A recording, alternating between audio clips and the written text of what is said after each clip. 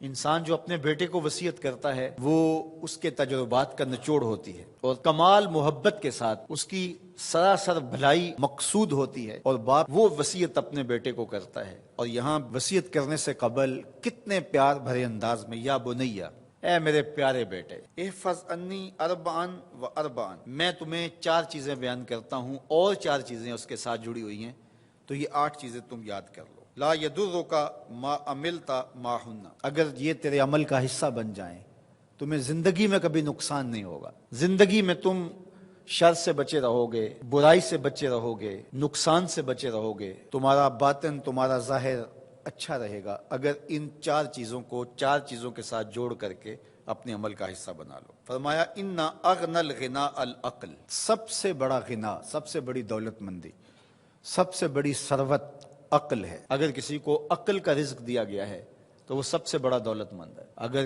اس کے پاس مال و متاع بہت سارے ہیں لیکن بے وقوف ہے تو وہ دولت مندی نہیں ہے۔ وَأَكْبَرُ الْفَقْرِ الْحُمْقُ، اور سب سے بڑا فقر اور سب سے بڑی محتاجی جہالت ہے۔ سب سے بڑی دولت مندی عقل ہے، اور سب سے بڑی غربت، سب سے بڑی غریبی اور سب سے بڑا فقر اور محتاجی بے وقوفی ہے۔ وَأَوْحَشَ الْوَحْشَةُ الْعُجْبُ، اور سب سے بڑی وحشت تنہائی عجب ہے، خود پسندی ہے، اپنے آپ کو دیکھنا کہ میں بہت کچھ ہوں۔ جو شخص اپنے آپ کو دیکھتا رہتا ہے اور وقت اپنے آپ کو ہی لوگوں کے سامنے پیش کرتا رہتا ہے بنا سنوار کے، وہ تنہا ہو جاتا ہے۔ لوگ اس کی ان خوبیوں کا بھی انکار کر دیتے ہیں جو خوبیاں واقعتاً اس کے اندر موجود ہوتی ہیں۔ اگر پاؤ ہے تو اپنے آپ کو سیر نہ بتاؤ، لوگ پاؤ کا بھی انکار کر دیں گے۔ تو جو جس حالت میں ہو وہی حالت لوگوں کے سامنے ہونی چاہیے، بلکہ اس سے اگر کم ہو۔ شیخ سعدی نے ایک بڑی خوبصورت بات لکھی کہ تم برے ہو لوگ تجھے نیک سمجھیں یہ بری بات ہے، لیکن تم نیک ہو اور لوگ تجھے برا سمجھیں تو کوئی فرق نہیں پڑتا، تم اللہ کی نظر میں نیک ہو۔ اس لیے تم اگر سیر ہو اور لوگ تمہیں پاؤ سمجھے تو کوئی فرق نہیں پڑتا، لیکن اگر تم اپنے آپ کو پیش کر رہے ہو تو لوگ تمہاری اس حیثیت کا بھی انکار کر دیں گے جو تمہیں حاصل ہے۔ وَأَكْرَمُ الْحَسَبِ حُسْنُ الْخُلُقِ، سب سے اچھا جو حسب و نسب ہے وہ کیا ہے؟ میں فلاں ہوتا ہوں، میں فلاں ہوتا ہوں، میں فلاں کا بیٹا ہوں، فلاں قبیلے سے میرا تعلق ہے، میرا باپ بڑا امیر کبیر تھا، اپنا حسب نامہ اس طرح لوگ پیش کرتے ہیں، مجھے جانتے ہو کہ میں فلاں ابن فلاں ہوں۔ سیدنا علی المرتضیٰ فرماتے ہیں بہترین جو حسب ہے جو آپ پیش کرتے ہیں وہ کیا ہے؟ حسن الخلق، تمہارے اخلاق کیسے ہیں، تمہارا خلق گواہی دے گا کہ تم اچھے خاندان کے چشم و چراغ۔ مشکانست کے خود ببوئت نہ کہ عطار بگوئت۔ فارسی کا ایک مقولہ ہے کہ خوشبو وہ ہوتی ہے جو خود بتائے کہ میں خوشبو ہوں۔ خوشبو بیچنے والا بتاتا پھر ذرا سونگ کے دیکھیے یہ بڑی اچھی خوشبو ہے، ذرا سونگیے، کہا یہ بتانے کی ضرورت نہیں۔ حضرت علی المرتضیٰ فرماتے ہیں تمہارے خلق کی خوشبو سے لوگ سمجھ جائیں گے یہ کون ہے، تمہارے اخلاق اتنے اچھے ہوں کہ لوگ پہچان جائیں تم کون ہے۔ تو بہترین حسب و نسب کیا ہے؟ اپنے بیٹے حضرت امام حسن رضی اللہ تعالیٰ عنہ کو بتا رہے ہیں، مجھے بتائیے امام حسن سے بہتر نسب اور حسب کس کا ہو سکتا ہے؟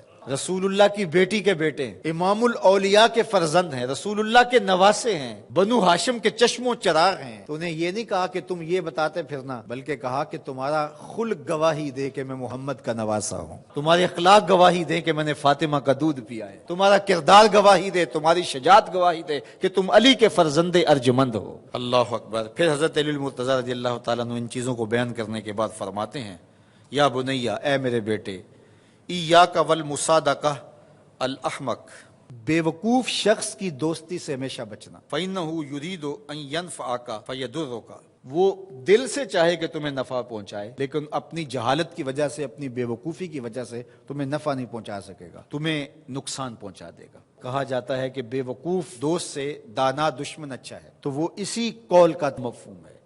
آپ نے اپنے بیٹے حسن کو یہ نصیحت کی، یہ نصیحت پلے باندھنے، اور کبھی بھی جاہل اور بے وقوف سے دوستی نہ رکھیں، اس سے رویہ اچھا رکھیں، سلوک اچھا کریں، اس کے لیے خیر کا ذریعہ بنیں۔ آپ یہ مطلب نہیں کہ بے وقوف کو آپ سلام بھی نہ کریں، لیکن دوستی اعتماد آپ اس پہ نہیں کر سکتے۔ وَإِيَّاكَ وَمُصَادِقَةَ الْبَخِيلِ، اور بخیل سے کبھی بھی دوستی نہ لگانا۔ فَإِنَّهُ يَبْعُدُ عَنْكَ أَحْوَجَ مَا تَكُونُ إِلَيْهِ، اس لیے کہ جب تجھے انتہائی ضرورت کا وقت آئے گا تو وہ تجھ سے دور ہٹ جائے گا، اور تو اس پہ توقع لگائے ہوئے ہوگا کہ میرا دوست ہے اور اوکھے ویلے میرے کام آئے گا، لیکن اوکھے ویلے وہ کام نہیں آئے گا۔ تو بخیل سے دوستی کا رب نہیں رکھنا۔